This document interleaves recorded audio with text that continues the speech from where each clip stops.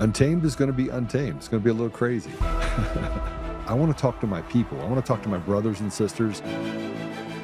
We can have grace and humility in how we interact with other people. Oh, hot dog, look at you. And nobody talked about what's really happening. And let's have conversations about what truth is.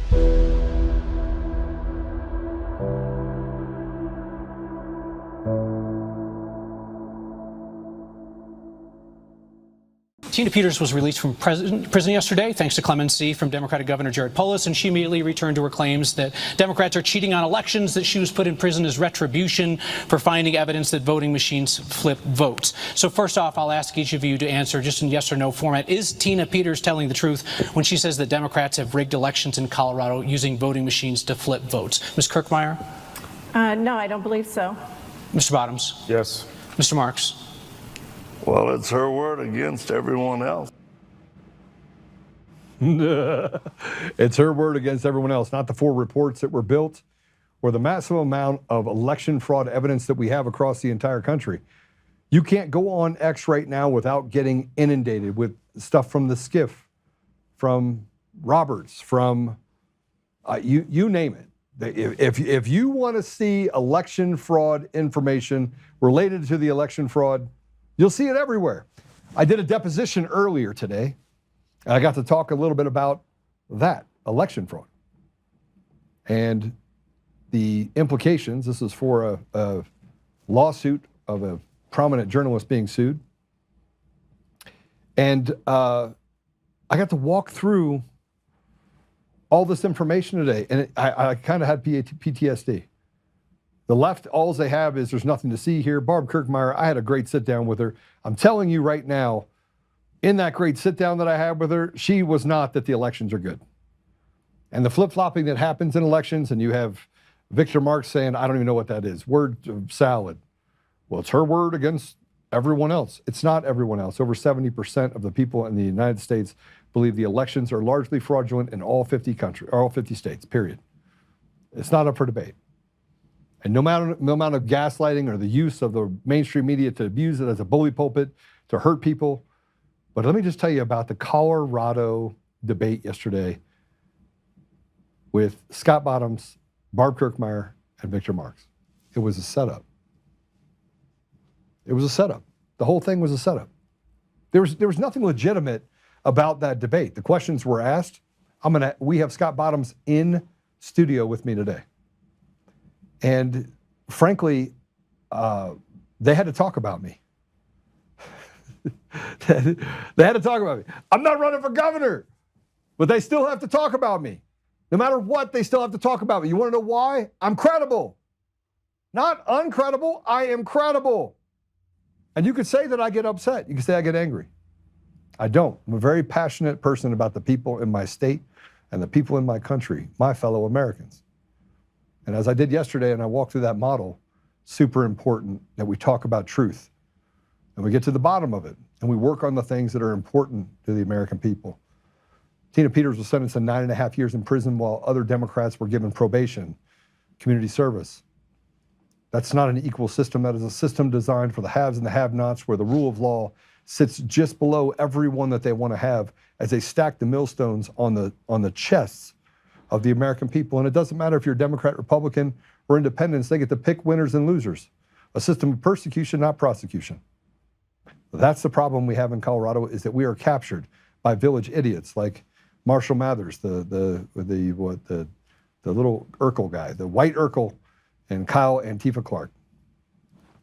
We're gonna talk to you about some of the things that went on yesterday, and we're gonna do a recap on the debate. And then I'm gonna ask some serious questions of Scott, but first I wanna get his thoughts on the debate and truly how he felt about what they did. So Scott, welcome to the show.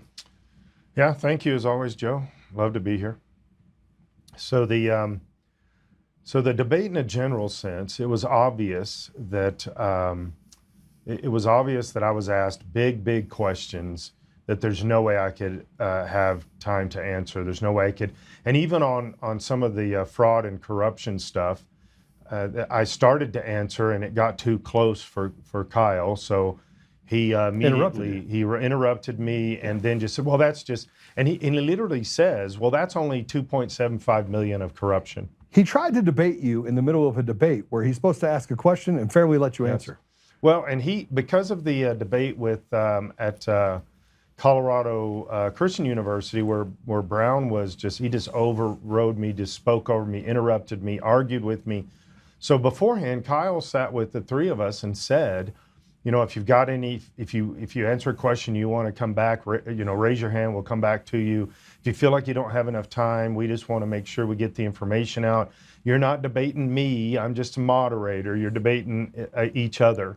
And then, probably half the questions he asked me, he was debating me. I wasn't there to argue with Kyle. I was there to tell the people who I am, what I believe. So, I mean, and we had an opportunity to have like a coaching moment here before, and I was like, listen, just walk past the stupid questions, right? Right. And you already came to that conclusion, right? But yeah, it's difficult in the moment when you're asked a question and you know the information, you know what needs to be said about this, but you realize they have no intention of you answering that question. That was never the case. That's why at one point I just went after him on the sheriff's thing where he contacted every single sheriff in every county. And I just said, nope, we've talked to other sheriffs, you're lying. He is lying. Because he was trying to say he said this or didn't say this. And that's one of the moments when the entire crowd said, you just said that, He wasn't ready for that. I didn't get to his question because he didn't intend for me to get to his question. But I did confront him on, he's a liar. He just makes stuff up. Well, I mean, him and Marshall Mathers, I call him Marshall Mathers just because, he's like the stick figure Urkel Eminem guy. Okay. Look, I'm not a fan of 9 News. I think that it has done the most damage in the state. But let me, overall though, I think you did fine, given that you were in hostile territory. People were looking for you to react differently. They were looking for you to take those big punches. Now, I just got a video, and I was like, we need to do another debate. There needs to be another debate. All 3 of you on the stage, we're going to ask serious questions. Yeah, Victor Marx won't come to anything else. He was so embarrassing and just, I think he was humiliated because he didn't know anything. There's one time, I don't know if this was on camera, he's standing right next to me, obviously, and he just put his head in his hands and sat there on the podium just rubbing his face, and you could tell he was miserable being there. It was exposing the fact he knows nothing, and he can't even communicate. He's not even a good communicator. Yeah, well, I think that whoever decided to put Victor Marx up there watched too many stories and used to be a big fan of Star Wars. Yeah, right. Yeah, I was watching, so from my angle, I was watching Roger Hudson, who I think Roger had prepped him. Obviously his team had worked with him, tried to give him answers, tried to give him information. And he gave those 2 talking points like right out of the gate, and he had nothing else. And I'm looking right past him toward Roger Hudson, and who I think he's his campaign manager. He does something like that. And you could tell Roger was miserable. He knew this was a crash and burn right in front of his eyes moment. But he had enough confidence that he could put Victor up there, and he made a major mistake. Well, he made a major mistake because, and I think that I'm rethinking what I think about Victor Marx, by the way. I don't think he could be governor at all. I don't think he should run for any public office. Matter of fact, I think by putting him up there, it shows the same disservice and the same amount of disrespect for Victor Marx as it showed for Joe Biden. Exactly. Like, they don't have the capabilities to get across the finish line, and by putting him up there, you're basically trying to disavow or sully the name of all Republicans. And this has been historically the problem, is that Democrats can put up a candidate that literally can't fog a mirror. And Republicans go and answer questions, and they put someone up that looks silly. And the people that are the most brutal on the silliness is Republicans, which then doesn't do us any favors. Right. While the Republicans or Democrats are like, oh, isn't he such a good candidate? He's such a good candidate. Look at him. He's a mirror fogger. Yeah, this is, so I really was. We went out to dinner afterwards, our team and some other people, and And we were talking about this, and everybody is basically saying the same thing, that it appears that he was put up there to fail, that he is trying to pull down the entire Republican party in the process, that there was no intention of him winning. And I've been saying from the beginning, there has been no intention of him winning at all. In fact, what I think he was doing is, what I think he has been doing is to raise a bunch of money and then leave, and then put that into his nonprofit and continue to be wealthy on that side. But now there are people that are thinking, okay, he's the answer for the Republican Party. But I think he was put up there by the machine, and I don't mean like the Democrat-Republican, although it does have Democrat hands on it, but just to continue to tear down our party. Why do Republicans so easily attach to the conversation with somebody that they know has no ability, zero ability to win? That's what just continues to boggle my mind. And many people told me last night that him just being there brought everything down to a different level. Barb Kirkmeyer knows her information. She's liberal, but she knows her information. I know my information. I'm conservative. I know my information. Victor was just like put up there to disenfranchise the whole thing, it felt like. Yeah, well, I mean, it's tough when you have a candidate that is on the stage that is so different. Yes. It's so different. I mean, it's obvious that you serve in the legislature currently. It's obvious that Barb has been a part of this machine for decades. Yeah. I think the advantage of some of the questions they asked her were very pointed, almost as if they were rehearsed. Makes it difficult to get past the ability to understand, to be able to articulate the answers quickly. I think you did well under pressure, but let's talk about simple questions. First of all, I want to do this first. This is a video of you answering about Democrats overreaching in Colorado. I want to use this as a basis. Go ahead and play. Got to. Mr. Bottom, same question. An area where Dems have overreached, overplayed their hand, lost Colorado, and you will make major change. Thank you for the question. The simple answer is they've destroyed pretty much everything in our state. To pick one thing that I would put up at the front is day one, I'm going to go back to using the Constitution as our guide rule. We are not a constitutional state anymore. We have completely torn apart the Constitution. I've come down many times in the well at the Capitol at the microphone and argued this, that I've read the Constitution, say you can't pass this bill, you can't do this law.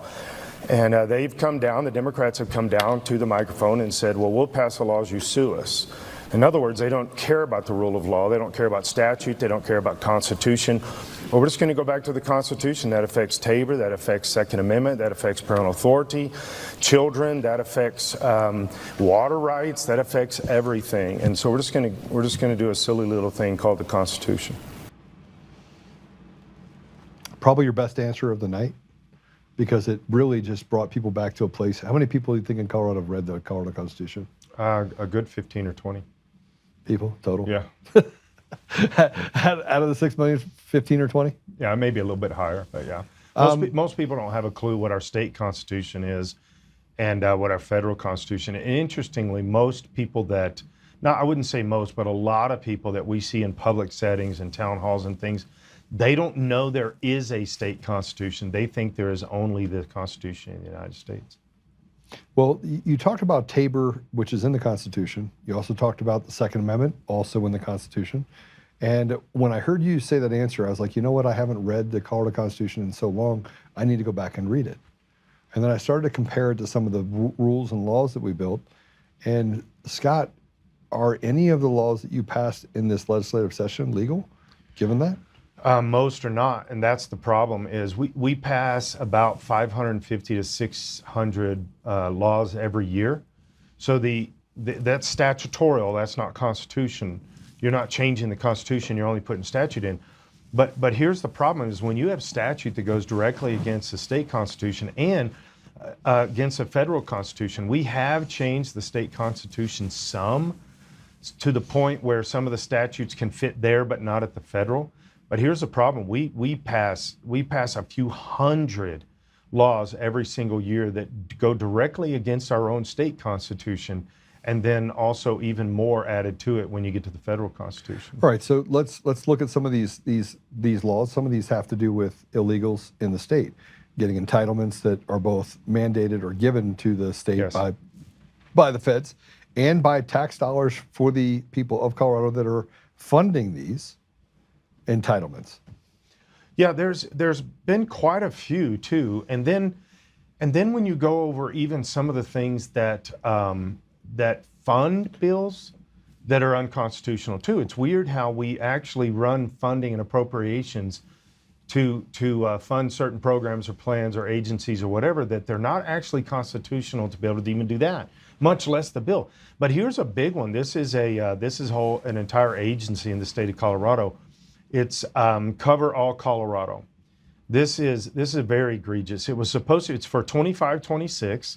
This is to theoretically give health care to illegal immigrants, because according to law, you cannot illegal immigrants cannot get Medicaid, except that they do. That's part of the corruption, is Correct. They do get Medicaid. And then this bill was supposed to be $17 million for 25 and 26. Okay? At the end of 25, this $17 million, $104.7 million had already been spent in that program. And we're not even to 26 yet. So let me ask you a question. Why didn't it just shut off at 17 million and say we don't have any more dollars? Oh, because the budget's a joke. The budget's a scam. It's a shell game. We don't put any stops on any spending. We put it in the budget to make it look like, oh, well, this is what the budget is for. I mean, when people think budget, they say, oh, well, you have 17 million. That's all. There's almost no program that I've ever found. In fact, we audited, the legislature audited 2 different agencies. We've audited a bunch, just specifically for certain kind of spending issues and things like that. 2 of the state agencies got disciplinary action that said you need to do this or you need to do this or whatever the case is. They have 9 months to take care of that. First, they have 3 months to begin the process, and they have 9 months to take care of that. And 2 of these agencies are already in the 10 years later. They still have not done anything that they were told that they had to do in some type of disciplinary action. Our budget, our statutes, our state, it's all a joke. We are so broken, so corrupt, so much fraud, waste, and abuse. There's no intention of, they weren't going to stop at 17 million, and they knew it. Same with abortion, transgender surgeries, any of this stuff. They're not stopping at what the budget says. So are we in a lawless society in the state of Colorado right now? We are from the state down. I wouldn't say necessarily from the people, right?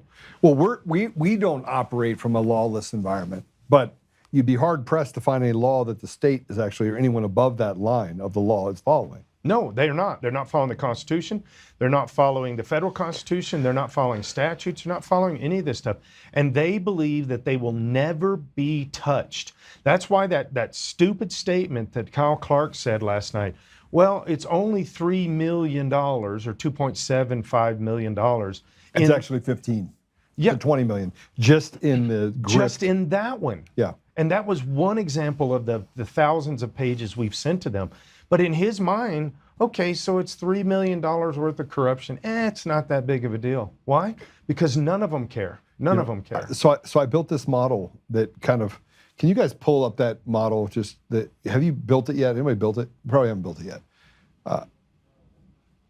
Yeah, so we're in the process of building this model. But basically what I did is just get a copy, a snapshot of the whiteboard, if you would. I stepped away. And we can put that up. So I built this model.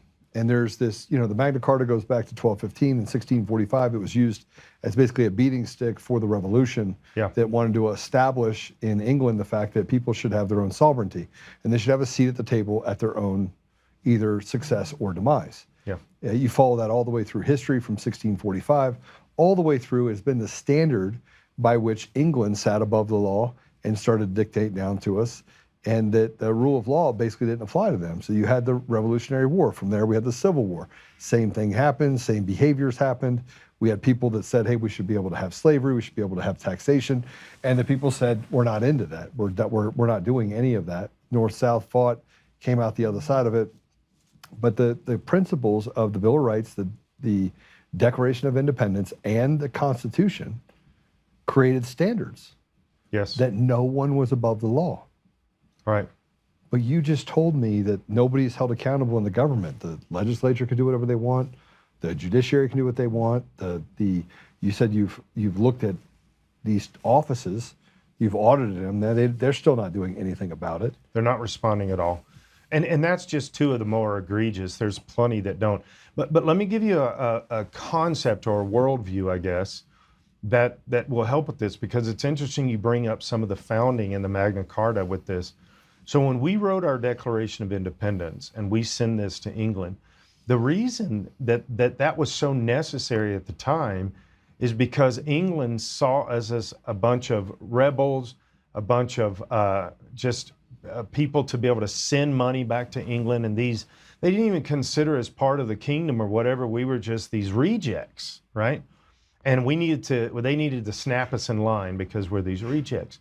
That's exactly what's going on in our state right now. You've got this handful of people, the Democrat leadership, and you can't blame this on the Republicans.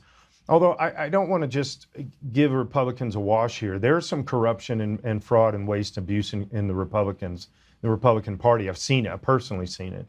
But you got some pretty evil people in the Republican Party too. We do, frankly. And half of them either are not Republican or they're just out there. They're grifting. They're trying to get their own, trying to build their own little empire. Yeah. But here's what's happening from the handful of leadership. You've got your four major Democrats right now. That's Hickenlooper, Weiser, Polis, and Bennett, right? Those are the four majors, but they're not the biggest power players. They really are not. There's other people that are the power players, and they consider the people of Colorado as their little subjects, and they can get whatever they can get from them. They'll bleed them dry. Because I have people all the time ask, why do they keep taxing us? Why do they stop our businesses? Why are they hurting us? Why are they doing this? Because they don't care about you. You are just a pawn in their game. They don't care about corruption being known because they're too powerful. They don't care about you. Even take the Tina Peters stuff. I was on one show this morning, a interview, and they were one of the guys interviewing kept saying, well, we know that Tina Peters was convicted and all this stuff. I said, you were so full of it. The evidence that Tina presented, first, she was not allowed to present her own evidence in her own case. It was a sham trial. But that hard drive and everything else, why has Attorney General Weiser never investigated that? Never. Why has the judicial system 300 gigs of information? Yes. No, it hasn't even casually looked at it. Why is the justice system? Why have the district attorneys? Why have none of them ever investigated this? Because the people are just useful idiots to give money to the big bad leadership in the state capitol, the House, the Senate, and the governor's office. And how dare people like me get in the way and actually bring these subjects up and actually run for governor? That I have a very, very good chance of being governor, and that scares them to death because nobody's ever called their hand. Well, it's such a good chance that they can't stop talking about me. It's true. That one floored me. When Kyle Clark brought you up and then made it look like you're just wanting to murder all the people in I had to do a whole video on this. Yeah. I had to do a whole video on this. And I've explained it. I mean, you're a pastor. Revelations 2:9, Revelations 3:9 Right. talk specifically about people that say they're of the Jewish faith and or of the tribe, right? That hide behind good people, but they are actually the synagogue of Satan. In other words, they are the evil that is basically using good people as a shield for their misdeeds. Yeah. And I study the Bible quite a bit. I wake up in the morning, first thing I do is get the Bible verses just so I can keep my head clean. And by the way, if I didn't, I would probably go crazy. Yes. But they lied. But I do have to say, you had a really funny answer. Well, maybe. But they said, well, you have a place in your administration or in your cabinet. And you're like, maybe, but I'll have to keep away from Jews. So I had to keep myself away from me. The stupidity of the question, you just want to say, this is stupid. This is dumb. Why are you trying to spin something here that has no relevance in anything that we're talking about? This has no bearing on anything, but you're trying to make it something that is, that makes me out to be a bad guy, makes Joe out to be a bad guy, something. Whiteboard ready? Go ahead and put it up real quick. So Scott, just so you know, this is the whiteboard, and you'll see that the people are down there. President Trump got himself into some trouble because he put himself down here with the people, saying, hey, I'm going to try and protect the people. When he did that, he stepped below that line of law. And so, you know, the reason why I put this up, you have the CIA up there, you have the DOD, you have the IRS, you have cops, you have the education system, you have media, you have tech. So all of those companies and organizations up there, including the executive, judicial, and legislative branch, all have immunity. Yeah. Like all the things you're talking about, think about it. The chances of somebody, you have a better chance of winning the lottery than you have to be above that line and being convicted and put away for a crime that you committed, including the word illegal. So they say no one is above the law. Right. By definition, illegals are above the law because they're here illegally. Right. Right? Right. So that's my... And being embraced and enabled and funded and everything else, instead of being arrested. Right. It truly makes no sense. We have created an entire fake world that we're living in right here. And when, this is why my campaign team and we always talk about this, is I get labeled as an extremist. Yeah. Because of my common sense, everyday values that everyone else in the state of Colorado, pretty much everyone, has the exact same common sense approach, but I get labeled an extremist. It's bizarre. You can't be extreme when you're trying to protect children. You're not extreme when you're trying to protect parents, or the Second Amendment, or Tabor, or our constitutional freedoms, First Amendment right, 14th Amendment. You're not an extremist. But when the machine says you're an extremist, then you have to spend most of your time trying to defend that. Yeah, I don't actually defend it anymore. I just basically speak to the liars. I call them what they are. I think that's the part that gets me, or gets them. Yeah. And sometimes, and you and I talked about this before this, sometimes it's hard, like in those debates and things, it's hard to keep your mind and rise above that and say, no, this is just stupidity that you're presenting right now. Because, well, answer the question. Well, it's a dumb question. Well, that by the way, that is an answer. Yes. I just want you to know that that's a dumb question. Yes. Let me tell you what's important to the people. And then you just go on to, this is what's important to the people, right? Yeah, agreed. So let's I want to, because people are asking the question, by the way, put comments up on the screen if you would as well for us. But I want to play this because this is when Kyle Clark asked you about me, and your look on your face was like, I was literally, where is that question? What question? That's not a real question. Go ahead, play it. Mr. Bottoms, while we are on the topic of religion and politics, you said that you are deeply honored to have the endorsement of your good friend Joe Oltmann, the MAGA podcaster who has called for the execution by hanging of Colorado's governor, attorney general, and secretary of state, who he calls synagogue of Satan Jews. You said that Mr. Oltmann would have made a great governor himself, and you endorsed his failed run to become the Colorado Republican Party chairman. Do you also believe that Colorado's governor, attorney general, and secretary of state should be arrested, tried, and hanged? And do you also believe that they are synagogue of Satan Jews? Joe Oltmann and I disagree very strongly on the nation of Israel, very, very strongly. This is our biggest dividing point. We've gone around and around about it. I don't have a problem with the Jewish people at all. I also do know that there are indictments coming down pretty soon for Secretary of State Griswold and Attorney General Weiser. So just to clarify what you're saying, you believe that you have insider information that there will be a federal sedition indictment against Colorado's Secretary of State and Attorney General, sedition being a charge punishable by death. I just want to clarify, that's what you're saying? Yes, treason. And then the indictments are probably going to come down around mid-summer. There's also 4 other investigations. Do you share your good friend Joe Oltmann's view that they should be tried and, if convicted, executed? No, I'm not against the death penalty. I'm strongly in favor of the death penalty.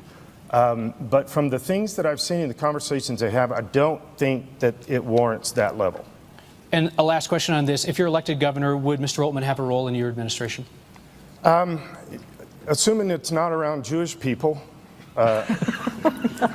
probably. I think some folks are going to find that funnier than others. I couldn't stop laughing. You were trying to make light of a situation, right? Now you've had time to stew on it because the question should have never come up. I should never have been a debate question. And even the way you framed the question was really disingenuous. Yes, as you just said, there is such a thing as a synagogue of Satan. It's actually mentioned in Scripture. This isn't something you're making up. Right. God said it. And so there is that. And that these people are really harming the state of Colorado to a great degree. Now, it's interesting that the punishment for treason is death, right? Even though I would be the one to support them being arrested, I'm not a judge. I can't say whether they get death penalty or not. That's a judge's issue, but that is the penalty for treason. So this is the biggest problem that I have. I mean, I'll just tell you. I want to be able to clarify my position. First of all, I'm not a MAGA podcaster. I'm a business guy. I've been a business guy for a long time. That's Kyle's style, though. Yeah. So he wants to, denigrate me like I think that he's just a little midget that Antifa kid that got picked on in pretty much his entire life. I think that's a given. But that's me being funny. That's my opinion. It's nobody else's opinion. Okay. So, but the point is that you and I have talked about clarifying the Israel. Yes. Support of Israel. And I am not, you've admonished me for this, I am not an absolutist of support for Israel. Right. Right? And, but I've never asked you to take on my opinion. Right. And I'm not But I'm also a Jew and a Christian. Yeah, so can you be though? Can you really be? I am a Jew. Okay, just checking. Checking. I have lots of Jewish blood running through my body, and it's not like I hate Jews. I don't hate anybody. And you and I both agreed that that's not the case. And when it comes to everything, I'm not a carte blanche support of everything Israel does. Right. Okay. I support the people. Yes, I support the people.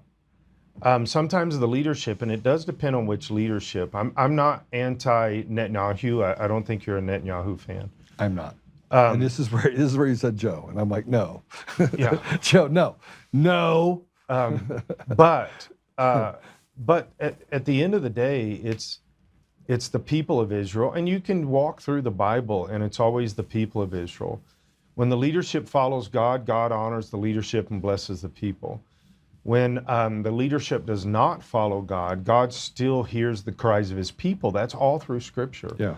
And there is a difference. There's a strong demarcation throughout Scripture, even into the New Testament. And so yeah, I mean, we're not eye to eye on it, but I don't think we're as far apart as what Kyle was hoping to put a division in there. Look, I think that most people feel the same way.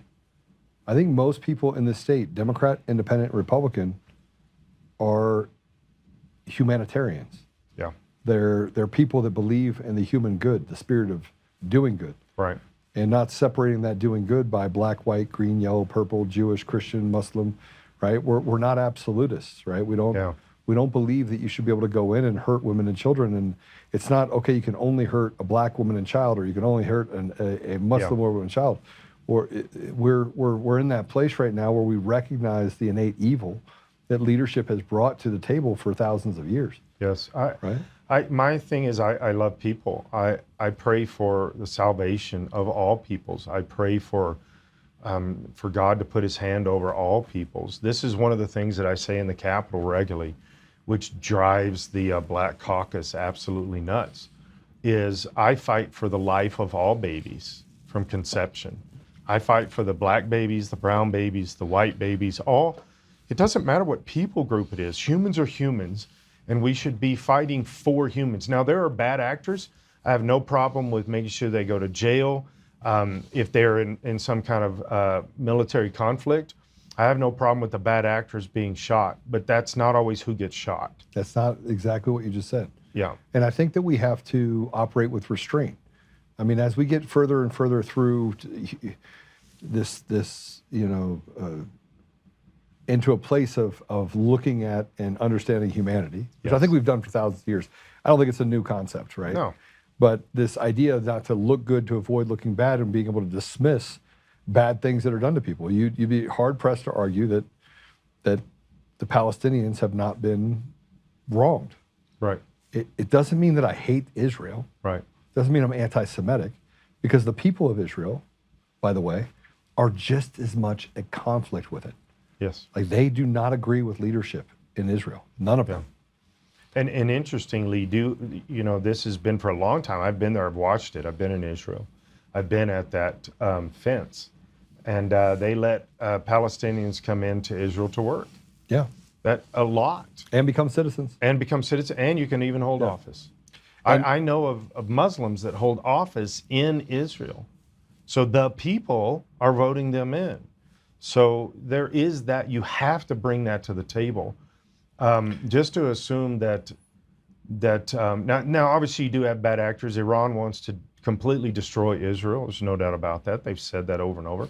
But the people of Iran don't. No, the people. And I'll tell you something I think that's else. really a good differentiator. We have missionaries that are in Iran that our church supports. That I know these people. I've known them for years. And the number, and this, you can Google this. There's a lot of stats out there about this. The number one move of God in the world right now is in Iran. Yep. 28% of the people in Iran consider themselves Christian. Yes, and that is growing. 28%. That is growing like crazy. Now, the leadership would not mind just killing them all, right? It's kind of like the Uyghur people, Yes. Uyghur people of China, right? Exactly. Yeah. But at the end of the day, there's still souls, and that's where it gets me. Is there's still souls. I'm not against military conflict, but I think it needs to be military conflict and not the attack on the people. Let's talk about the problems that are happening in Colorado. I think we've beaten a dead horse, and that the dog whistles that Kyle Clark and Marshall Mathers. I don't have any idea what his last name is. But at least I know what his first name is. Is he the guy that did the Slim Shady song? I can't remember. Yeah. Marshall Mathers? Yeah, but he's like the Urkel version, Yeah. right? I'm saying the guy that was there last night. Didn't he do the Slim Shady? No. Oh, he didn't? Okay. No, he's... Sometimes I get those things wrong. Well, I grew up listening to rap music, so I'm just going to tell you that that's not Marshall Mathers. Okay. That's not 8 Mile Mathers. No. Okay, I got it. All right. Thank you for correcting me. I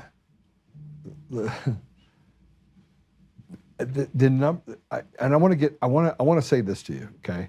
Because I think that there was a nervousness. I got calls from all sorts of people from last night all the way through this morning. I was like, Scott's going to be on the show, and they go, "Are you mad at Scott?" I was like, "No,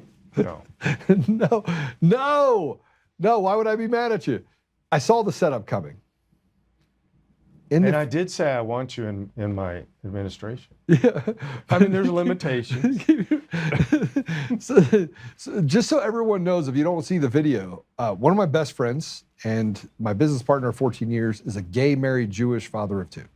And you'll meet him before you leave, obviously. But I think probably another 15 or 20 people here are Jewish.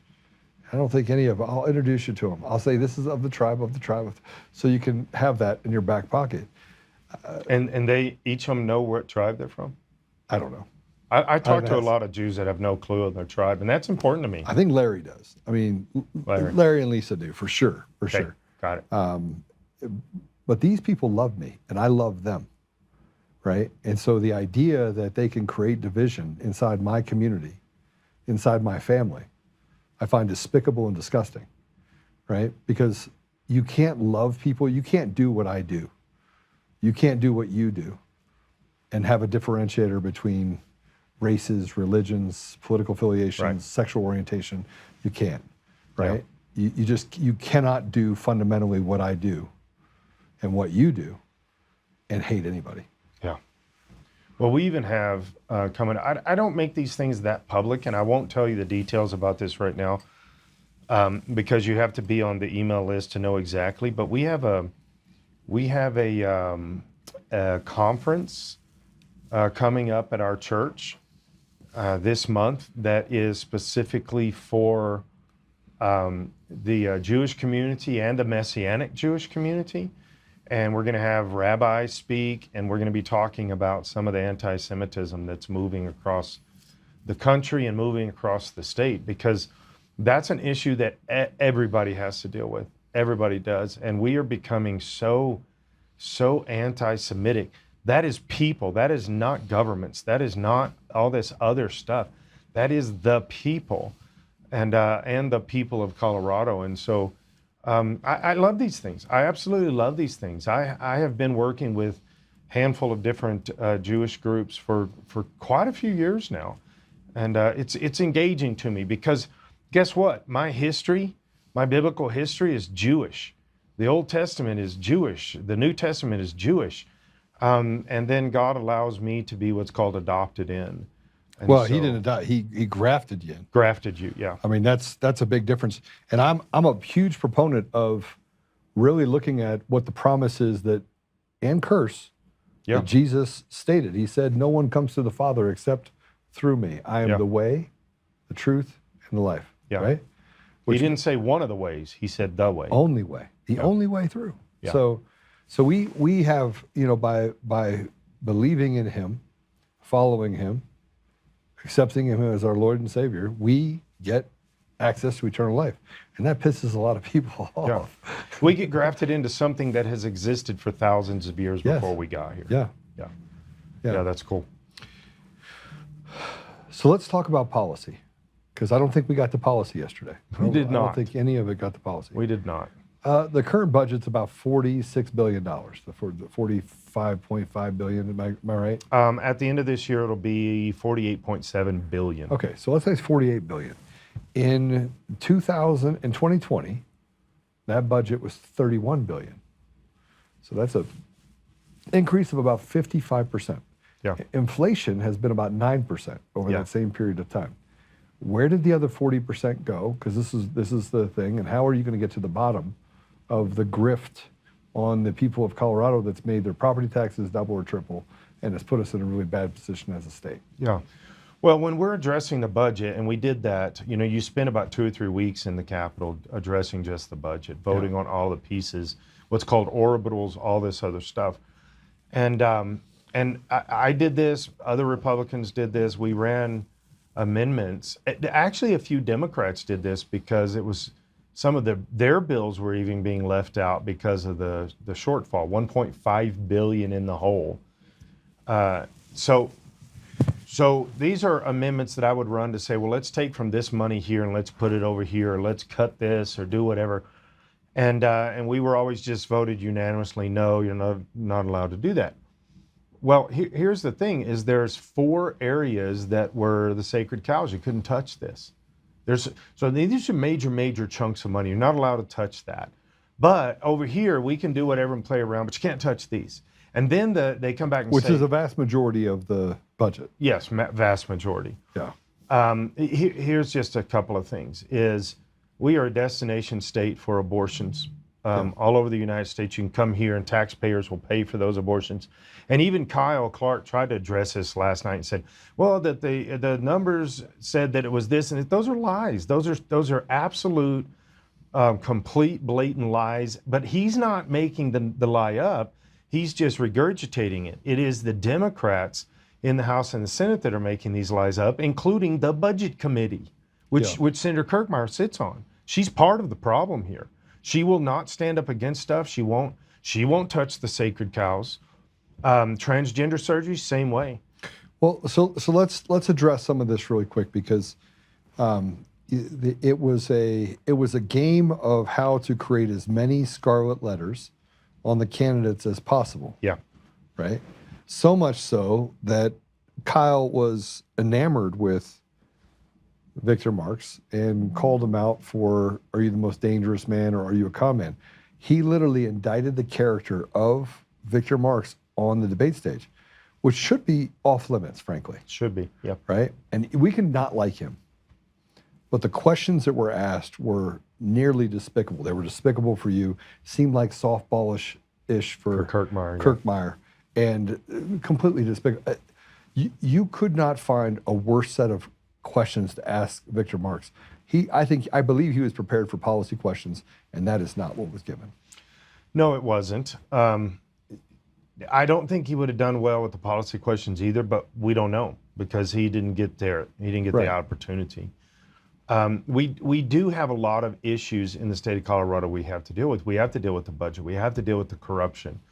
We have to deal with constitutionality. These are strong policy stuff.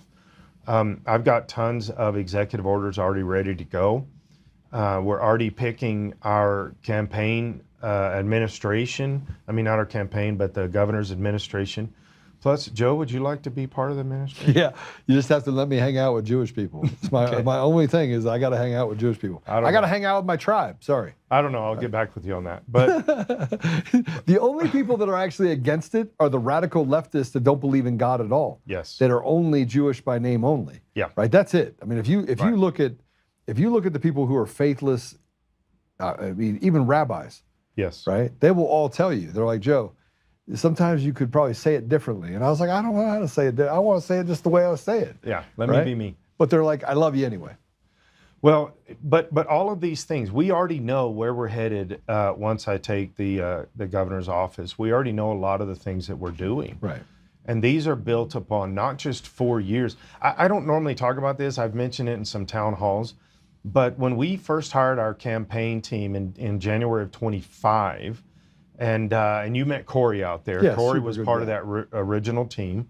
We don't have any of that team except Corey left right now for different reasons. But the husband of one of the women that own that campaign team, he actually does a school out of Washington State to teach governors how to be governors and senators, congressmen, that kind of thing, at the federal level. And so for 8 months, every week, I went to school learning how to be a governor. Went right down through the Constitution, through statutes, all of the positions across our state that are appointed and all this stuff. I'm not coming in this with my eyes closed. You had my 4 years as a representative to this. We already know what we're going to do when I take that oath of office. And we're going to hit the ground running as fast or faster than President Trump did in his third election. And so. All right, so let's talk about something that's close to the heart of everyone in Colorado, and that is they don't own their home, Scott. Yes.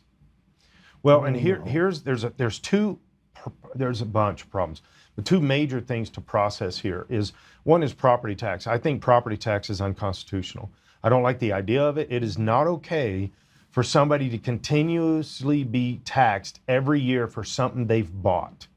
Right. It's like if you went and bought a flat screen TV and then every year you get a tax bill on that. Yeah. Well, no, I've already paid my taxes. And this is also what is used by the state to get older people out of their homes. Either they're living in their home and they've paid it off, and then all of a sudden their property tax doubles, or their property tax almost triples, which we've seen in the last 5 years. Now they're literally taxed out of their property. Tell me how that's legal. The state can tax you out of your property? It makes no sense. And you shouldn't rent the property from the government to begin with. No. You should be able to own your property and own your property. It shouldn't be this thing where they get to come back and assess an entitlement against you. I really truly believe it's unconstitutional. And when I become governor, we're going to fight it on constitutional basis first. But I'll probably have to do an incremental thing. I can't just say no property taxes, right? You could. I could, but man, you talk about trying to fight that one. But here's the thing: we can incrementally. You could have a consumption tax. You could have like a 1% or 1.5% consumption tax across the board. Well, that's what we used to have years ago, right? That's how our country started, was a consumption / sales tax. And you had imports had tariffs on. Yes, and that's part of how we did it was tariffs. I also don't believe income tax is constitutional either. Income taxes goes to the state, property taxes goes to local. So we do have to restructure the local property tax, but that's not a problem. I'm going to be meeting with Governor DeSantis's team. They are debating this right now in the Florida House. You know why they're debating it? No. Because the people are fed up. Yes. Well, we're so tired, and we're so taxed that they can tell that it's not just heating up. Right. Like people are getting to the point where they're giving up. There's like, you know what? Screw you guys. Yeah. They can see that line of law and everything above it is designed to treat them like slaves. Yeah. And it's only the people. Yeah, at least they have a governor and a House that'll address it. Ours wouldn't even let that get out of committee. We would not be allowed to have this subject come to the floor. Right. But we can, and we'll do it. We'll do it incrementally, kind of like Florida's doing. I've got a couple of different ideas, but we're still working through it. I don't know the exact of how that is right now. But that's why I'm going to go meet with their team and say, look, show me what you've done, how you've done it. What is the tier system?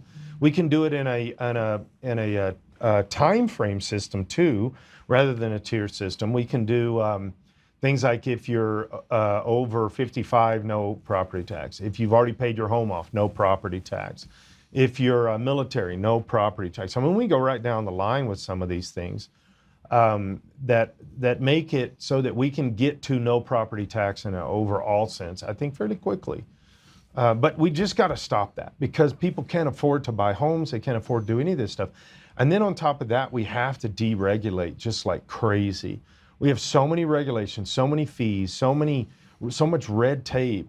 And now we just passed a law this I think it was about February this year, where, and man, we fought against this, but they just, we don't get any voice in that building. And so that basically now they're saying that the state can override county building and planning commissions.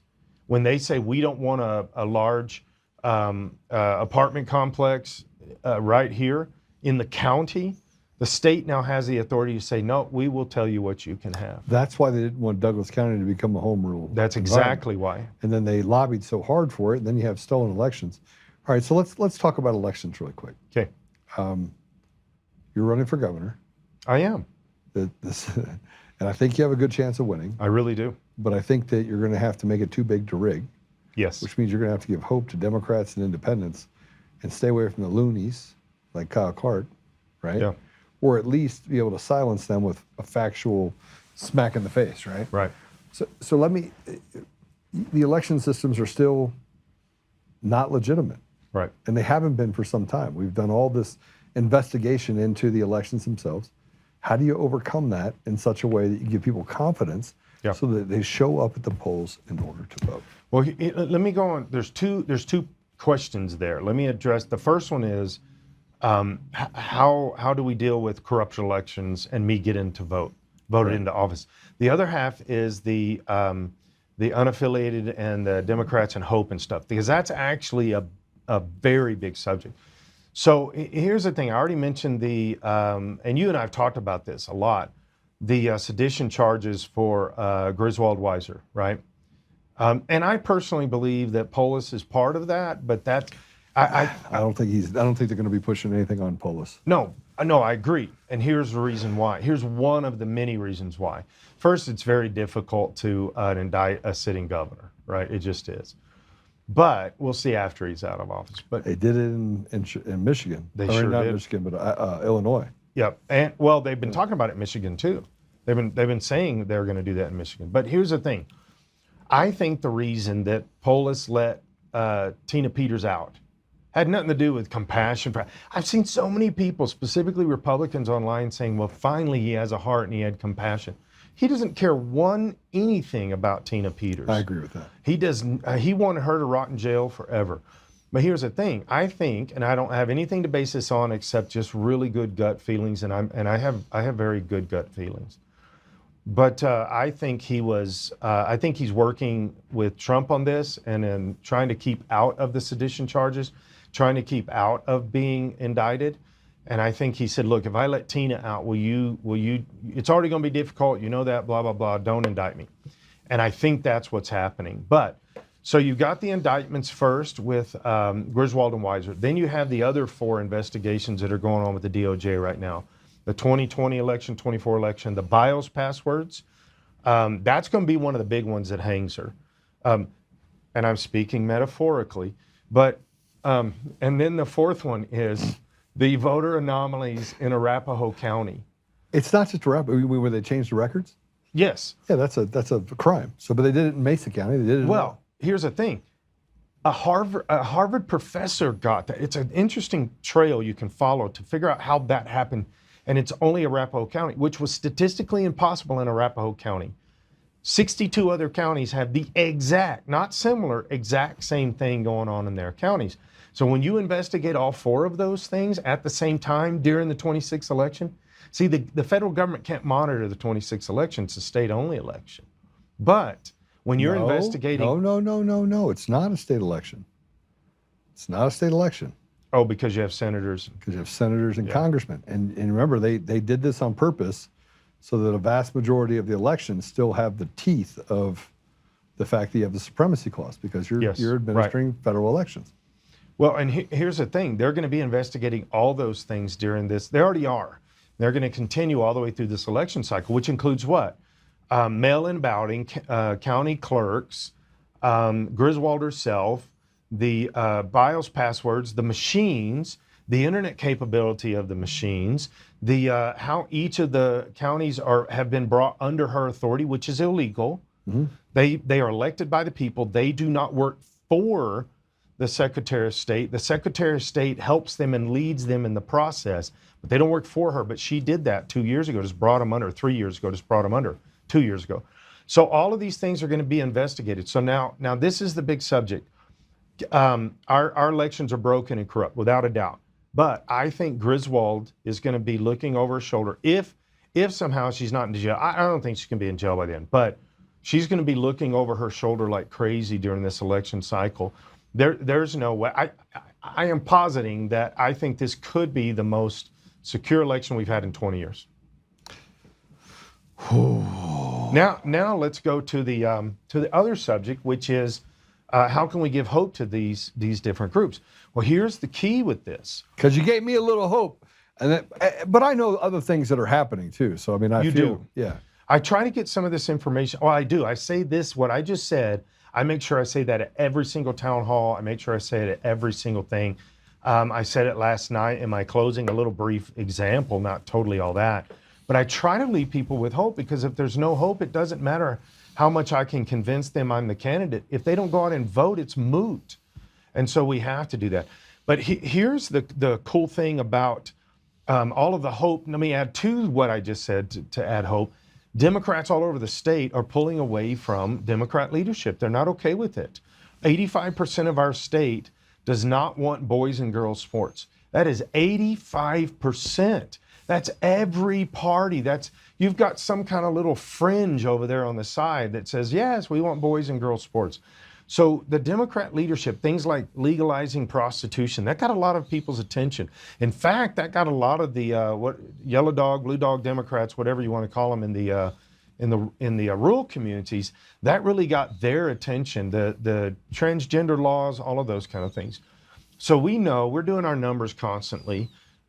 We know that we need a major chunk of Democrat voters. Specifically through Denver to Fort Collins, with Boulder included.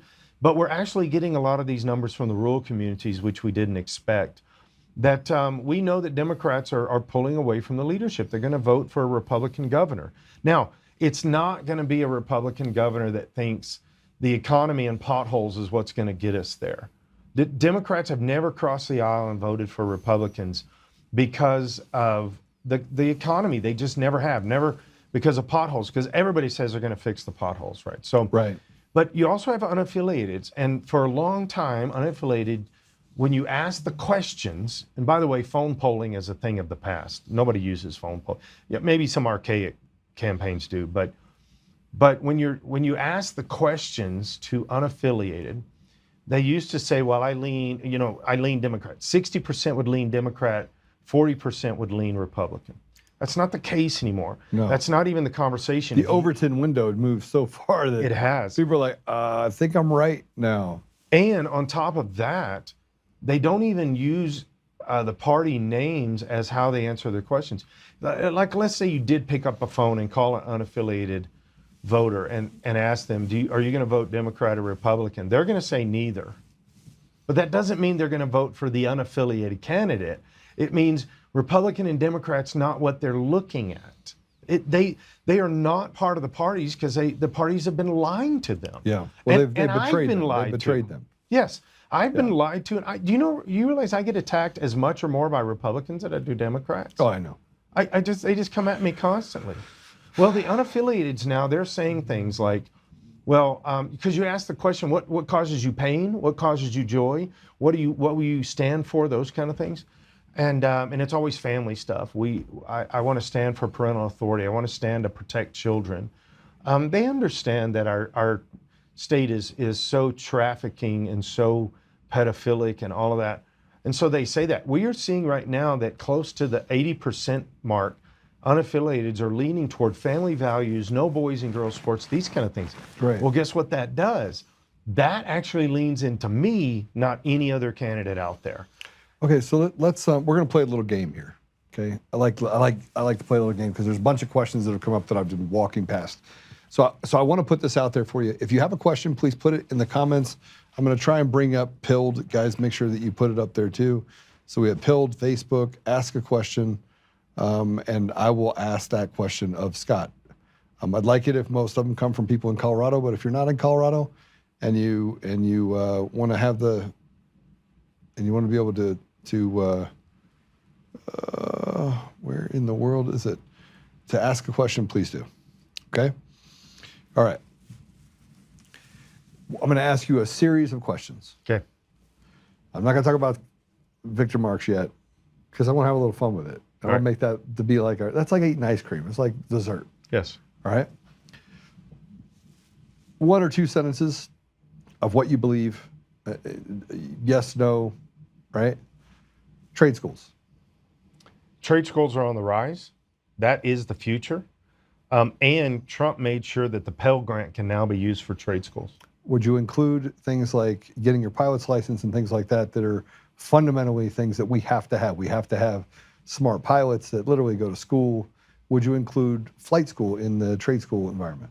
Yeah, there is. So we have what's traditionally white collar, blue collar. Mm-hmm. I think there's a mid collar that's busting out right now, and it's people with certificates, certain things like pilot training, things like that, that are not, you're not getting the degrees, but these are actually more sought out after in a lot of the tech realms and things like that. My son has so many certificates, and he's making some fat money at Boeing, and he didn't finish college. All right. Education standards, 24% of kids that graduate from high school in the state of Colorado graduate proficient in math, science, reading, and they are prepared for the real world. In other words, to go on to college. Yet 47% of kids that graduate from high school end up going on to higher education. How do you bridge that gap, number one? And two, how do you create a standard of education in Colorado that eliminates some of these social programs and allows the parents to have a seat at the table? So this is a huge answer, but I'll encapsulate part of it. I have a whole education plan that will tear down the old system and create a new one. It's pretty cool. Okay. But here's a simple thing. We keep throwing money at education. In the United States, we're in the top 10 for the amount of money given to education every year. But we're in the lower 20th percentile in actual education value. Right. 36% of graduating seniors can't read at 6th grade level, okay? Now, if you just Google how does education compare from Colorado across the states, it'll put us pretty high in the number, but it includes higher education. It took me a while to figure this out. So if you put in there K through 12, the number comes down. And then if you put in there math proficiency, science, man, we're crashing. We're almost non-existent. I mean, yes. As a state. This is why 40% of all public students in public schools have left since 2000. Parents are not okay with this. Okay, so that leads me to the next question, where homeschoolers have largely in 2020, they represented about 1.5% to 2% of the population. Now more than 20% of parents are choosing homeschooling or online schooling as opposed to public education. How are you going to turn that around? I don't want to turn that around. I think homeschooling is a huge benefit for everybody.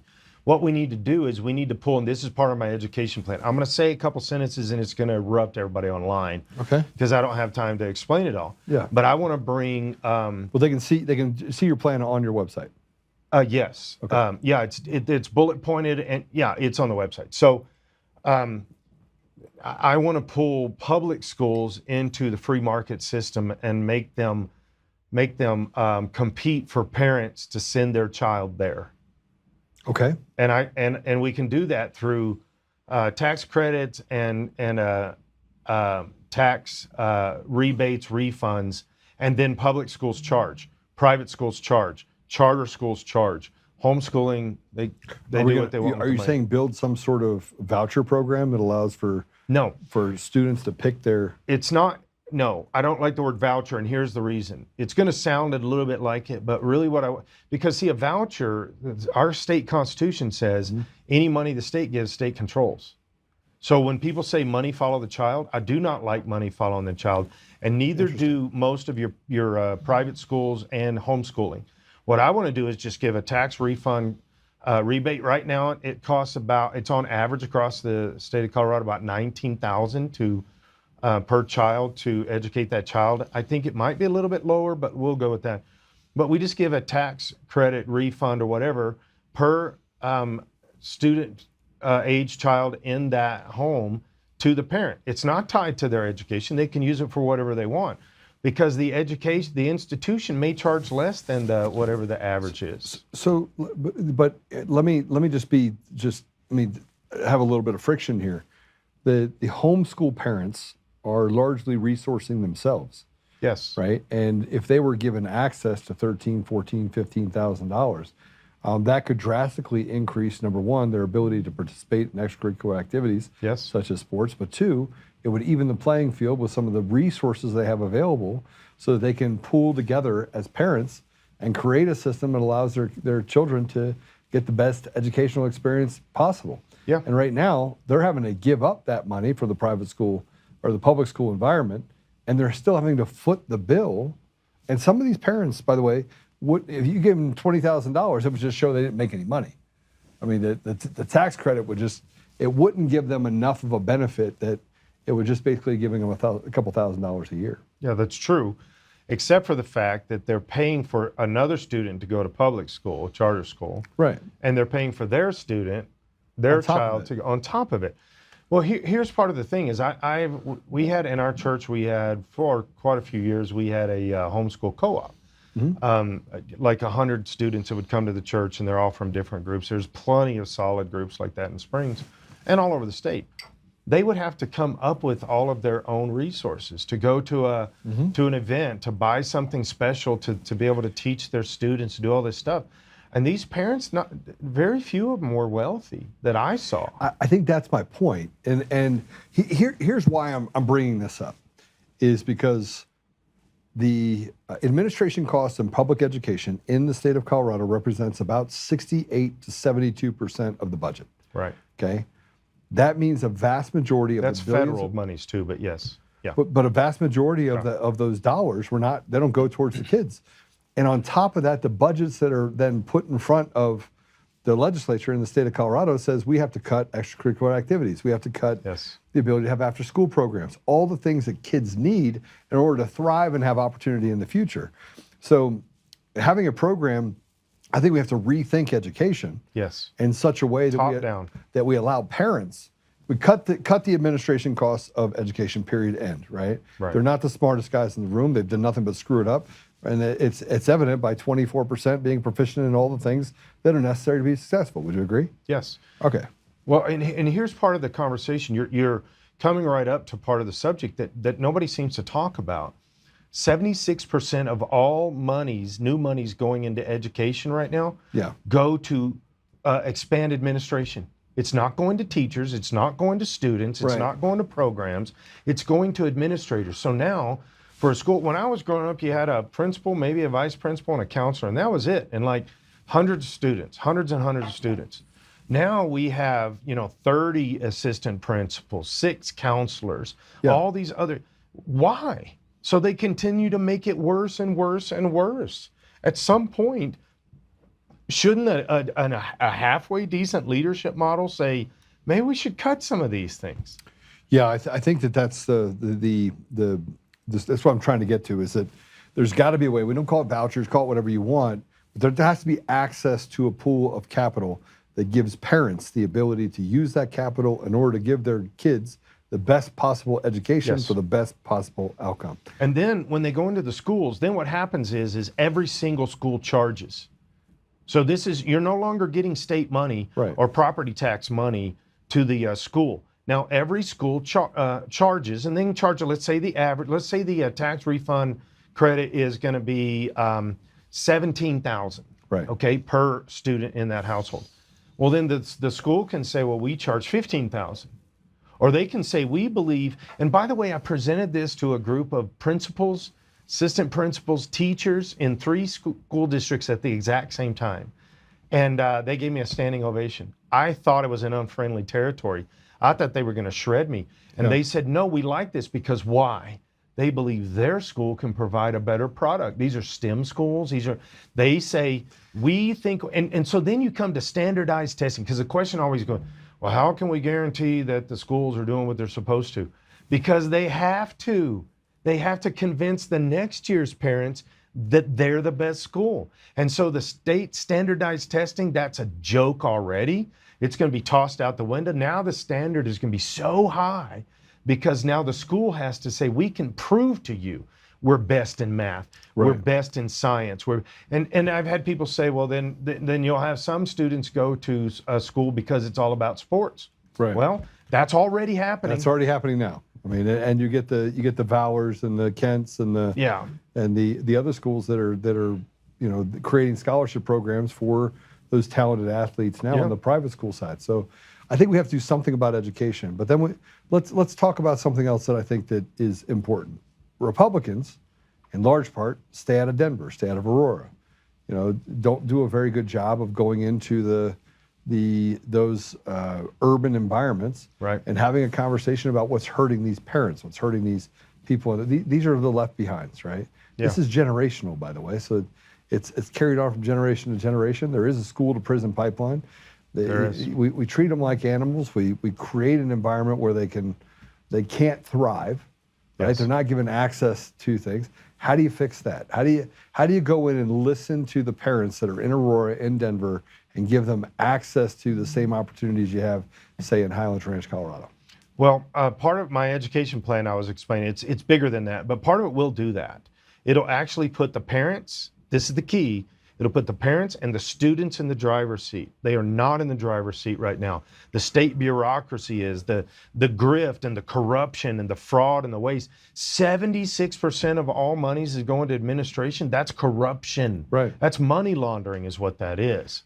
So that's part of it, is the education plan. But also, there's a bunch of good groups out there. And you actually have been part of this. You've started groups to help inner city kids and things like that. Well, here's what we've done is we've taken all of that out of the hands of the churches and the NGOs and stuff that are really doing legitimate business, the nonprofits, and we put it in the hands and the control of the state. State wants to control everything. Yes. It's like saying we're going to start an inner city program and the DMV is going to run it. Right. Really? Come on. Right. How many times do we have to fail over and over and over in these programs? Man, I would start helping churches. I would start helping the nonprofits to do this stuff. So I mean, look, then you have to look at the churches and what kind of influence they have, and whether or not they're going to get into the same social programs and identity politics that has basically hurt our children up to this point. Let me back up too, because this is important in the process. This is a day one executive order from me as governor. Right. No DEI, no CRT, no SEL, and no grooming language from any state agency, any state group, any state program, including education or anywhere we put money as a state. So when you get rid of all of that true evil stuff that is attacking our state, now you're opening up for places that they're not trying to push the CRT, they're not trying to push the DEI, they just care about kids and they'll rise to the surface. All right, so let's talk about DEI, all of these things. One of the biggest problems in the poorest of communities is that they see this as a leg up to get out of these holes, these man-made holes that frankly have been designed by these traps designed by Democrats to keep Democrats poor and hopeless, just feeding them just a little bit to get just their head above water, just a little bit, just to be able to breathe. How are you going to handle immunity? How are you going to handle judicial immunity, legislative immunity, executive immunity, right? I mean, big pharma immunity. Yeah. I mean, there's no checks and balances. None. Right? And the judges in this state are largely unpopular, if not corrupt nearly to the core. How do you give people back trust in a system that is so rotted with people that are ideologically bent towards a selfish desire to serve themselves? Well, that goes back to the investigations that, well, I've already started with the resolution I tried to run. I did run it, and they voted against it, to investigate our judicial system, to investigate our Supreme Court, to investigate Attorney General Weiser. For the average citizen of Colorado, you ask them, do you believe our state is corrupt? They all know it is. 100%. They know it is. You could be talking to Big Mama over in Green Mountain Ranch, right? 5 Points, doesn't matter. Yes. You talk to anyone, they'll say, yeah, we're not about that life. No. Right. And you've got a handful of people that are controlling everything. Right. And I don't mean like 5 people. I mean like, a few hundred, but they do control the entire state. And elected officials are the biggest group of that, right? In both parties, by the way. Okay. Mm-hmm. So here's the first thing is we've got to just investigate everything. We've got to root out the corruption. In the process of rooting out the corruption, you do come across some good guys. Yeah. And those are the people you put into places as fast as you can. We go through the judicial system. You go through everything. I know we talk about Tina Peters, being incarcerated and wrongly used, and it was political activism by a judge and all this kind of stuff. But when you go into 5 Points is a good example. You just mentioned that. There are a lot of people down there that have been victims of that. 1,000%. But they get no verbalization. They get no recognition. They are invisible. They're invisible. And I have, as a pastor for decades, I have worked with those people. I've spent more time than I can count in the inner cities, not just Denver, but other inner cities. I used to live in Texas. I grew up in Dallas. There is so much corruption, and everybody knows it's there, but we're hiding it. We're pushing it away. Well, the first thing is we'll get through the corruption. The second thing is then you go back into these communities, and I have no problem doing that, so I've spent a lot of time in the inner city, is go back in and say, how can we help? What can we do? And the answer is not just give them money. It's give them direction, give them purpose, give them value, give them hope. That's actually what people are looking for. Short term, people don't mind you handing them money. But this is what the DEI stuff, equity is such a joke. I believe in equality. Equity is a lie perpetrated on the people. And what it says is, well, we're going to give you a little bit here and stuff like affirmative action. We're going to give you a little bit here, but you're never going to get ahead. You're never going to be able to break out of the system. Well, you can't because there's so many traps. There's so many different traps.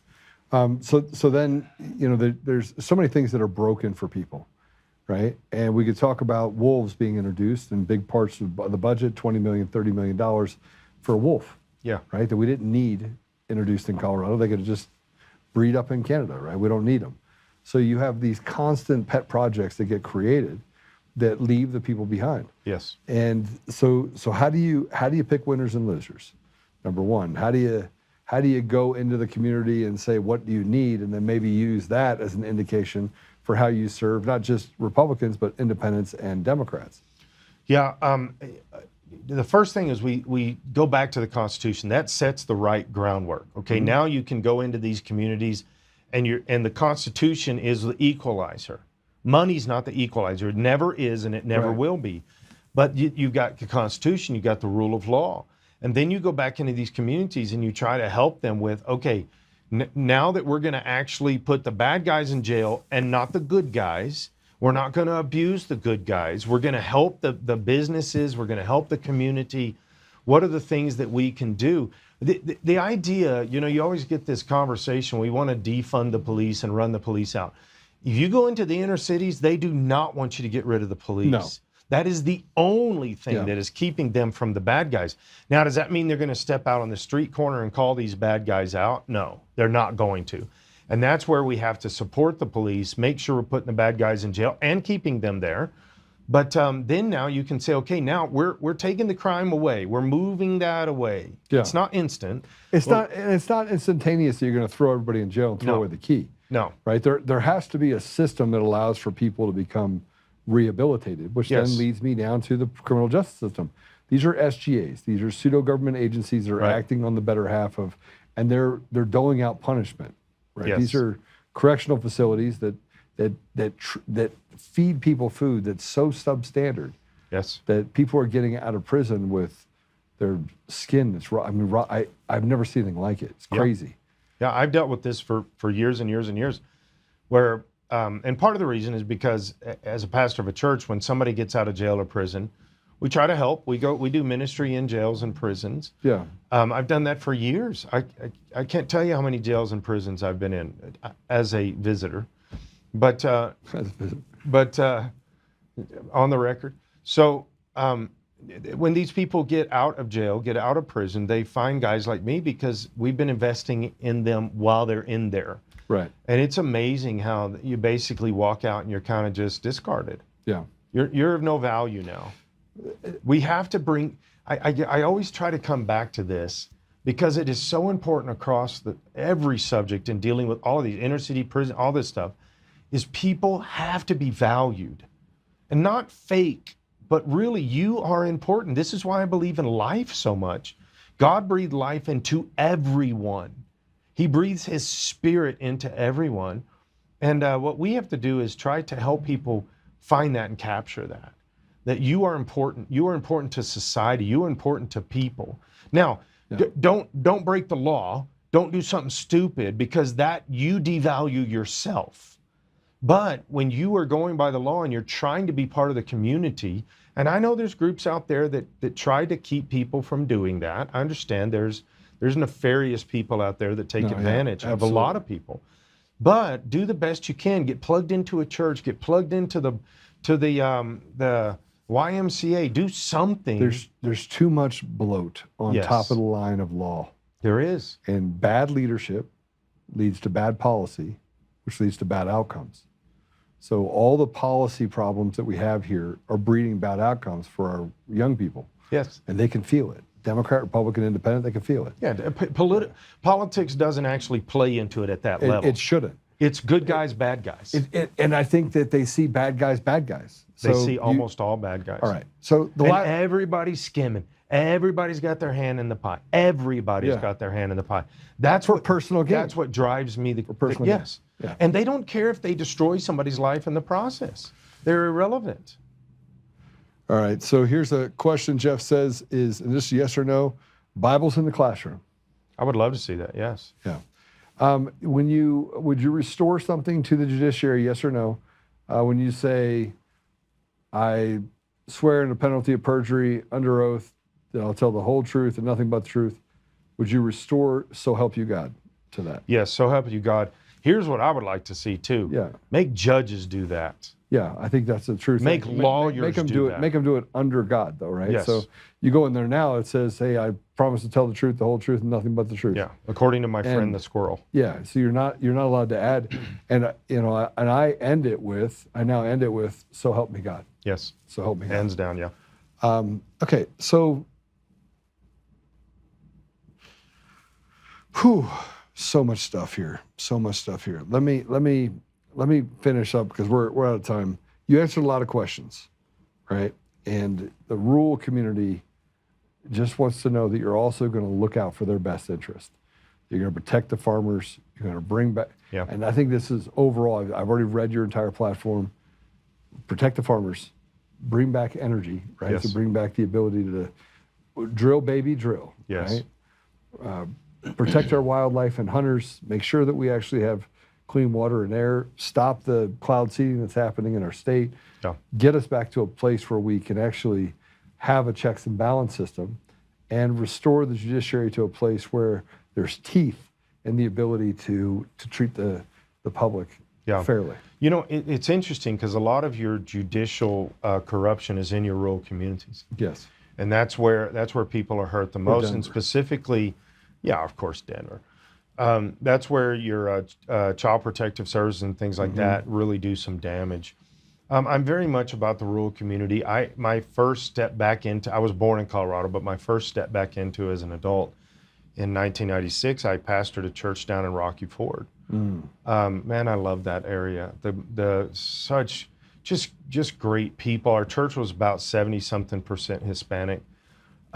They treat the pastors so good, and I gained like 30 pounds. And so But I just love ranchers and farmers. They're the lifeblood of the whole nation, not just Colorado, but they are the foundation of Colorado, always have been.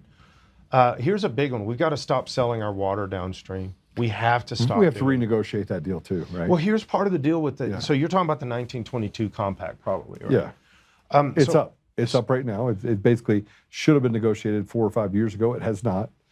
There's 7 states involved with that, so it is going to be a little tricky to renegotiate that. But here's what I found out through some investigation was that of all of the water that is being sent downstream by the 1922 compact, first, the year that it was introduced was a season of decently wet weather.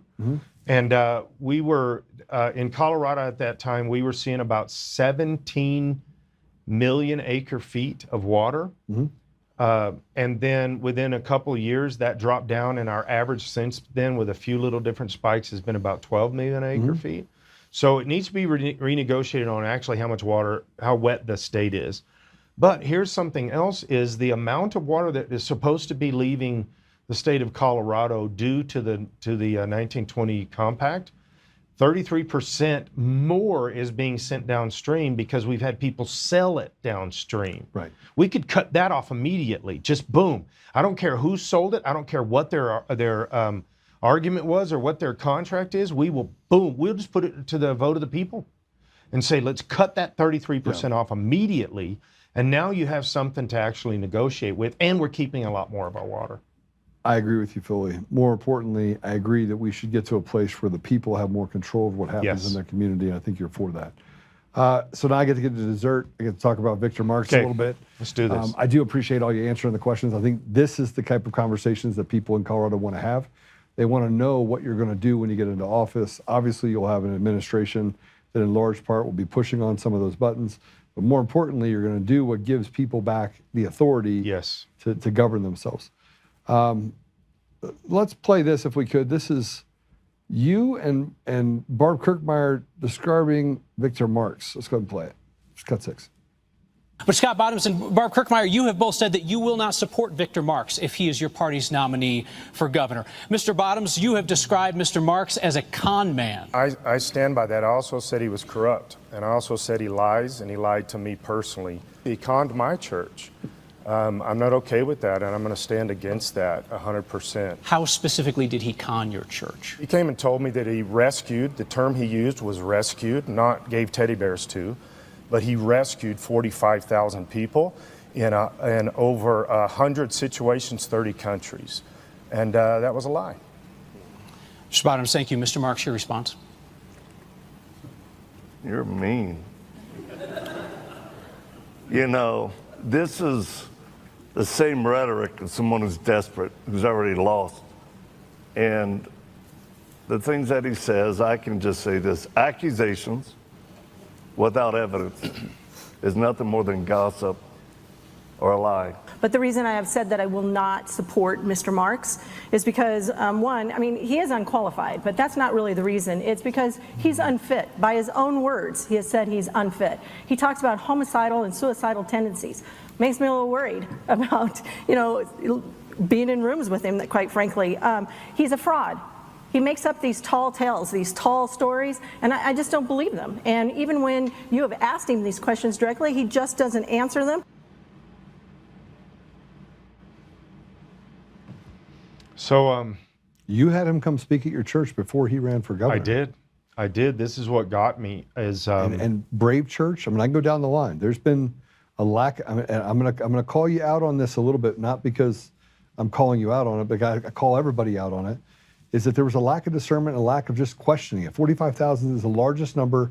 If he rescued 45,000 women and children, he would be the largest, most influential organization in the world, not just in the U.S. Hands down. We did have him come to our church. I don't want to throw our leadership under the bus. I didn't go look for Victor. He was presented to me by some of our leadership for an event we were doing. They sent me some video clips. I looked at them. I didn't know anything about him. I saw him disarm a guy with a gun. That was about all I knew. I didn't actually know he rescued kids until he got to our church. Now, is that on me? 100%, because I'm the leader. I can't shy away from that, and I'm not going to throw our guys under the bus. because I had the chance to investigate him, and I didn't.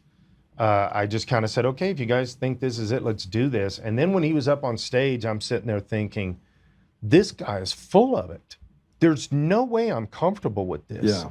And we had him and his team were going to come do our men's retreat a few months after that.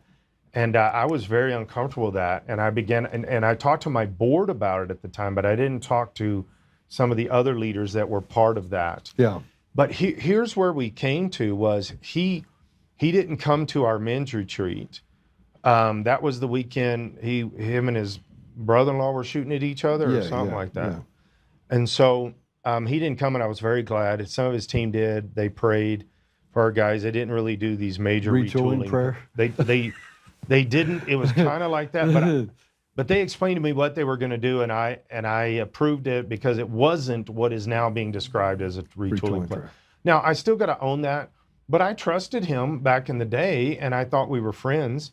But that was the only time I had ever been face to face with him in any setting before or after. But like I said, while he was speaking, I'm thinking, oh no. And our team that put that event together, they were kind of like, what is with this guy, right? So, but with that, yeah, there's egg on my face there because I had him come to my service and I didn't investigate. I didn't do my homework.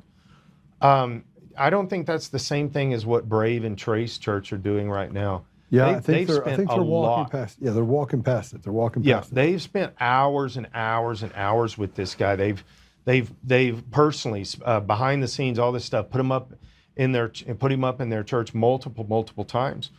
Well, I'm sorry, and I get so many emails and calls and texts and stuff from pastors all over the state of Colorado that are saying there's 2 or 3 churches that are going to look really bad, and even groups that are interviewing him that are spiritual leader groups up in Woodland Park that are really blowing him up some too.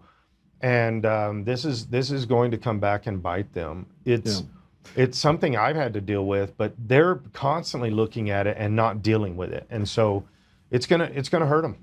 You know, the difference between the conversation we're having, the conversation you have with Kyle Clark is night and day, right? Because I think that we can have the dialogue, and this is what a debate should be: have the dialogue about what really truly the people of Colorado need. And I just want to. Got to play this clip. This is a funny clip at the expense of Victor Marx. I got to have a little bit of fun. Now, I did say that Victor can come on. He can come on the show. You can come on the show. I do want to have Barb Kirkmeyer on the show. Yeah, everyone knows my endorsement is for Scott Bottoms. If you're going to vote for anyone, you should vote for Scott Bottoms. Scott Bottoms is the guy that can get the job done.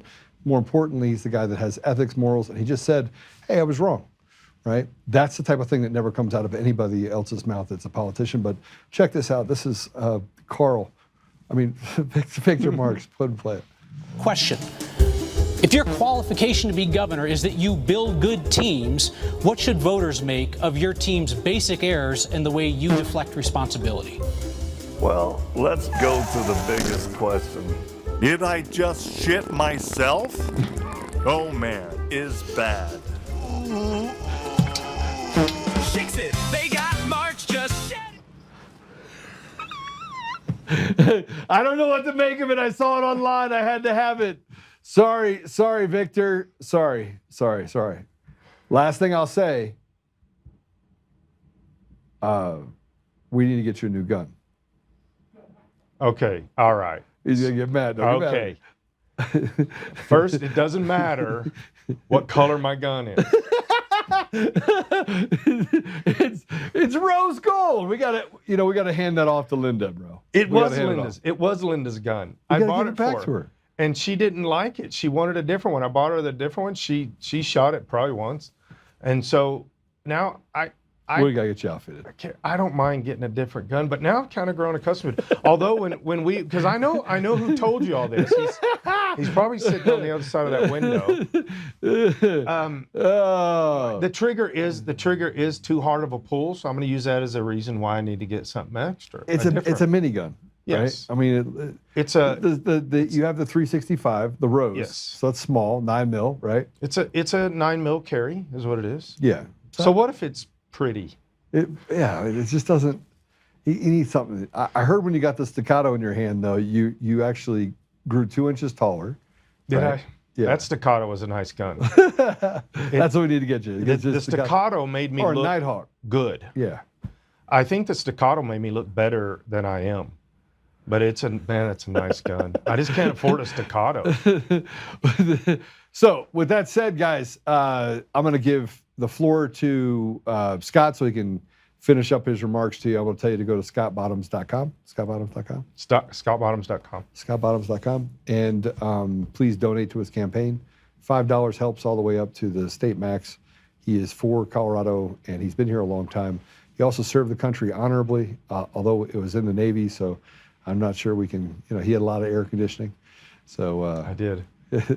which he won't apologize for. He's like, you know what, if you get the chance to get air conditioning, who'd run away from that? I certainly wouldn't. So I give it to him. So here's my argument with the Navy. Do people pay major money to go hang out with the Army in tents in the desert on cots? No, but they will pay thousands of dollars to go on a cruise. This is true. This is true. Scott, I'll give you the floor to kind of talk to people there. By the way, if you're out of state, you can still donate to his campaign. Yes. And again, I'm just asking you to support Scott. He is amazing. And I just appreciate you being here. Thank you. Yeah. So we do know that we're ahead of the other two candidates, no doubt about it. Marx is crashing right now. There's no doubt. He's trying to save his ministry from all the corruption and the con allegations and all this stuff. Senator Kirkmeyer, very different from me. She is on the left side, very far left side of the Republican Party. I'm on the right. You guys, here's what's happening. We know we're in the lead on this. We know we have backing of Democrats and unaffiliated and everything. We just need you to get on board with us. Pass some videos around. Go to my website, scottbottoms.com.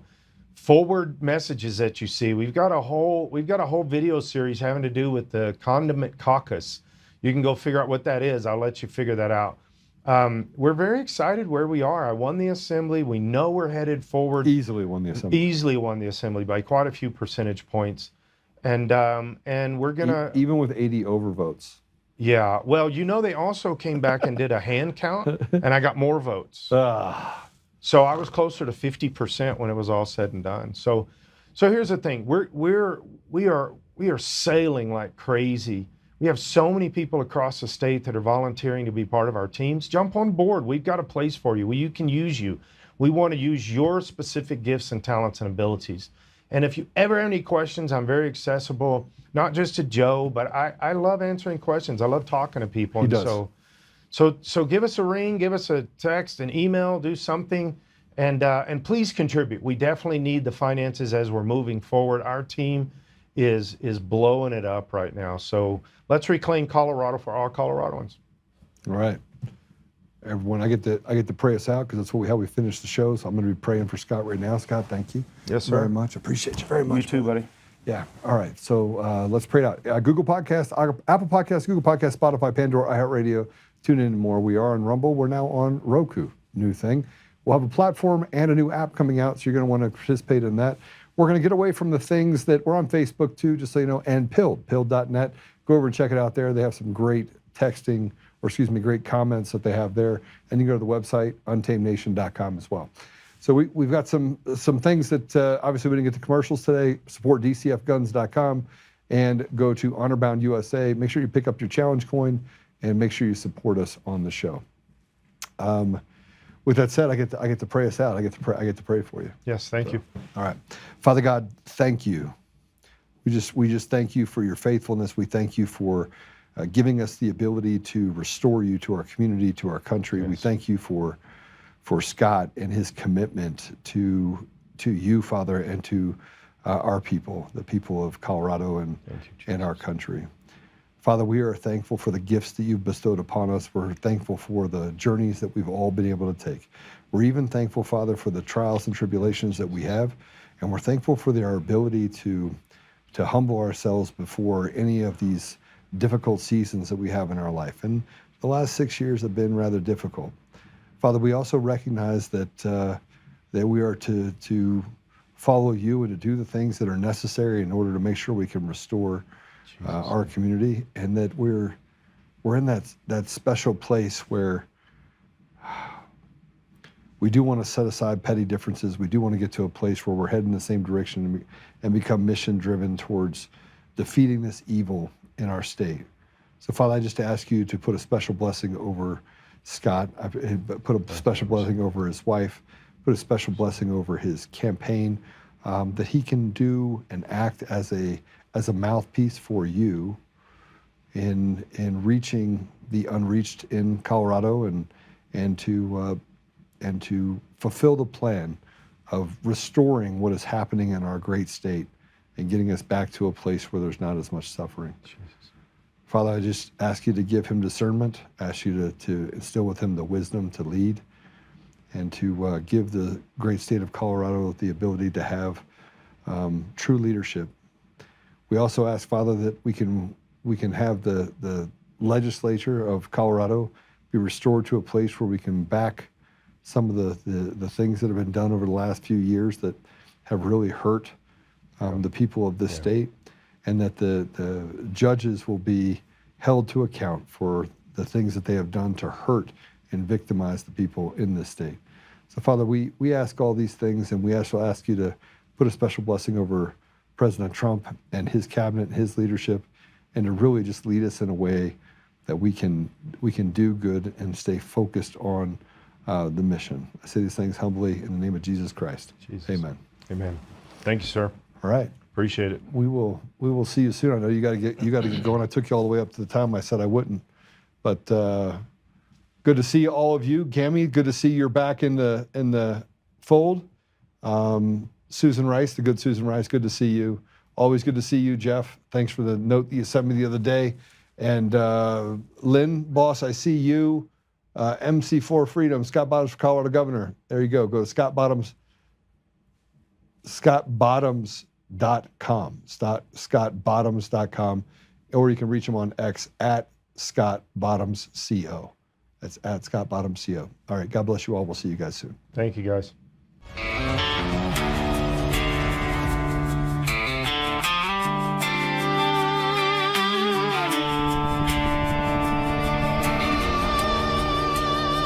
Rise up untamed in the heart of the fight where the wild ones roam. Joe Oltmann's calling, bringing truth back home. From conservative daily to this untamed fire, we shatter the silence, lifting spirits higher. No chains can hold us, no lies can prevail. Authentic and fearless on this rugged trail.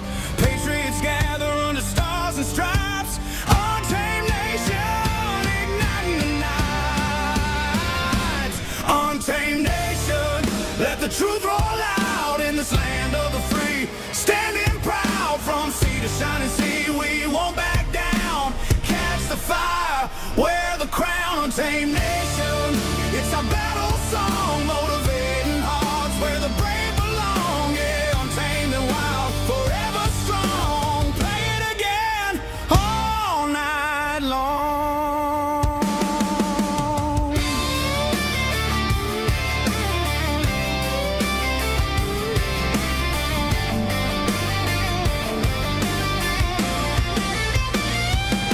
Break the mold, chase the real. No more games, time to heal. Joe's voice leads the untamed crew.